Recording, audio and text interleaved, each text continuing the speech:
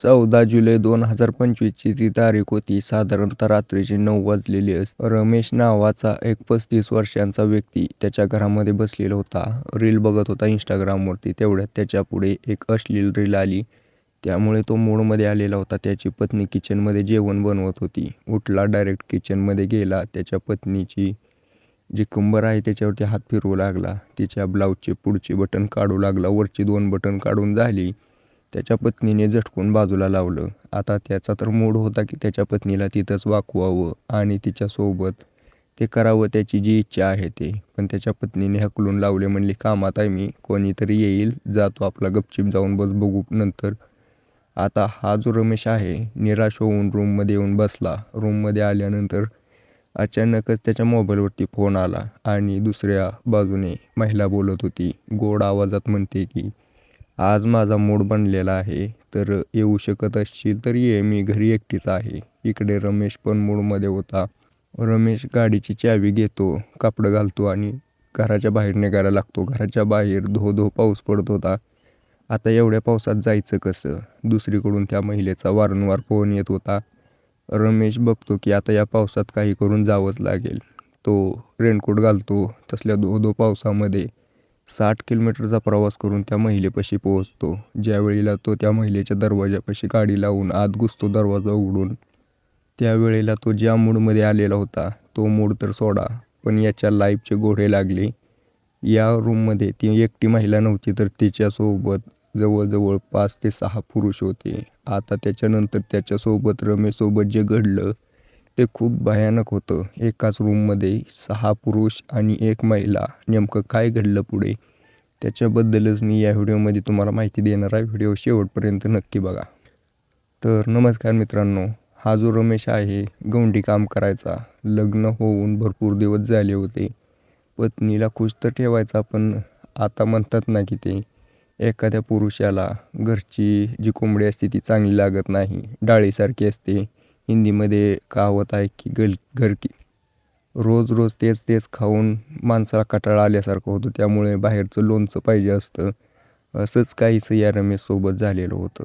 गवंडी काम करता करता त्याच्यासोबत ज्या महिला हिच्या कामाला, त्यांच्यावरती हा रमेश नजर ठेवून असायचा. आता त्यातल्या काही महिला फसायच्या, त्यातल्या काही फसत नव्हत्या, पण हा नजर ठेवून तर असायचाच. तो काय मोका सोडत नव्हता. कुठून मोका येतोय आणि हा त्याच्यावरती चौका मारतोय हाच विचार करत बसायचा रमेश. आता काही दिवसानंतर त्याच्याकडे सुनीता नावाची एक 28 वर्षांची महिला आली होती कामाला. गरीब परिस्थिती, पती दारू प्यायचा, पोरांची शाळा बघायची, त्याच्यासाठी तिला काम करावं लागायचं.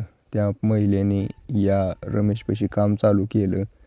ज्यावेळेला काम चालू केलं त्यावेळेला तिचं शरीर बघून रमेशला राहावलं नाही. आता तो तिची तारीफ करू लागला.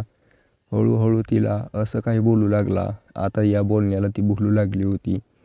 आता हे बोलून बोलून त्याने तिला जाळ्यात ओढलंच. आता दोघांमध्ये चांगल्या प्रकारे अफेअर चालू झालं होतं. पुढे चालून दोघं संबंध पण बनवायला लागले होते. आता ही जी महिला होती 28 वर्षांची होती, हिचा पती होता. या सगळ्या गोष्टी तिच्या पतीला हळूहळू समजायला लागल्या होत्या. तिच्या पतीने तिला समजावून सांगितलं, पण ती शेवटी म्हणायची की तू बेवडा आहे, तू काय करणार आहे. आता या महिलेच्या पतीने ही सगळी गोष्ट त्या महिलेच्या आईला, बापाला, भावाला सांगून टाकली. आता हा सगळा मॅटर त्यांच्या घरी पोहोचला होता. ज्यावेळेला घरी मॅटर पोहोचला त्यावेळेला त्या महिलेच्या आईबापांनी सांगितलं की तू काय कर, तुझा जो प्रियकर आहे ना त्याला बोलवून घे रमेशला, आम्ही बघतो त्याचं काय करायचं. आता जसं की मी तुम्हाला सांगितलं ती तारीख आणि तो पाऊस पडणार असेल, तसल्या पावसात रमेश आला. हिने बोलवून घेतल्यावर या महिलेचा भाऊ, पती, बाप, चुलत भाऊ, मामाचा पोरगं अशी 4-5 जण त्या रूममध्ये होती. त्याने ज्यावेळेला रूममध्ये एंट्री मारली त्यावेळेला त्याला ओढलं, जबरदस्त मारहाण चालू केली. तो पाया पडायचा की परत नाही येत, मला सोडा, जाऊ द्या, पण कोणीही त्याचं काहीच ऐकलं नाही. बेदम मारहाण केली. मारहाण एवढी जबरदस्त होती की त्या ठिकाणी त्याचा मृत्यू झाला. आता करायचं काय? त्यांच्या डोक्यात येईना, आपण तर याला मारलं. आता त्यातला तो त्याचा मामाचा पोरगा होता, त्याने म्हटलं की पाऊस चालू आहे, नाला वाहत असेल त्याच्यामध्ये देव टाकून, कोणाला काय समजणार नाही. तसंच केलं.